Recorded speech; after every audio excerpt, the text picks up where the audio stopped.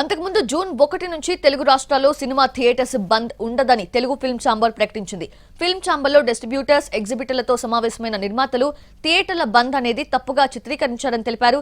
చర్చలు జరగకపోతే జూన్ 1 నుంచి అలాంటి నిర్ణయం తీసుకోవాల్సి వస్తుందని మాత్రమే నిజమన్నారు. కానీ థియేటర్స్ మూసివేస్తారన్న సమాచారం మాత్రమే ప్రచారం చేశారని చెప్పారు.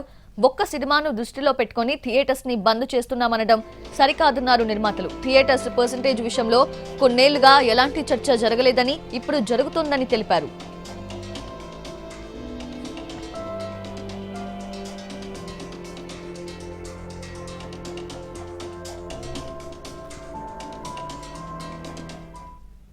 ఈ నెల 30న ఎగ్జిక్యూటివ్ కమిటీ మీటింగ్ లో అన్ని సెక్టార్స్ ని పరిగణలోకి తీసుకుని సమస్యపై ఒక కమిటీ వేస్తామని ప్రొడ్యూసర్స్ అన్నారు. తమ సమస్యలను తామే పరిష్కరించుకుంటామని ఒక కంక్లూజన్ కు వచ్చారు. ఇప్పటికే పైరసీ, ఓటీటీ రూపంలో ఆడియన్స్ థియేటర్స్ కి రావడం చాలా తగ్గిందని, ఈ క్రమంలో థియేటర్స్ మూసివేత మంచి ఆలోచన కాదని అందరూ అభిప్రాయపడ్డారు.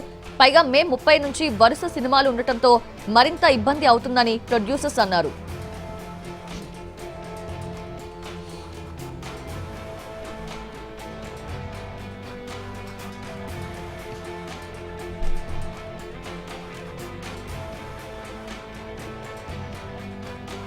సమస్య పరిష్కారం అయినప్పటికీ పవన్ సినిమా రిలీజ్ ముందే ఇలా జరగడమేంటని ఏపీ ప్రభుత్వం ఇష్యూని సీరియస్ గా తీసుకుంది.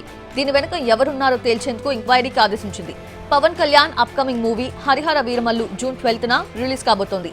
అలాంటి సమయంలో థియేటర్స్ ని మూసివేత నిర్ణయం తీసుకోవడానికి కారణమేంటి, దీని వెనుక ఎవరెవరున్నారు అనే దానిపై ఏపీ సినిమాటోగ్రఫీ మంత్రి కందుల దుర్గేష్ విచారణకు ఆదేశించారు. సినిమా నిర్మాతలకు, ఎగ్జిబిటర్లకు మధ్య పంచాయతీ జరుగుతుంటే డిప్యూటీ సీఎం పవన్ కళ్యాణ్ మధ్యలో ఎందుకు వెళ్తున్నారని పేర్ని నాని ప్రశ్నించారు.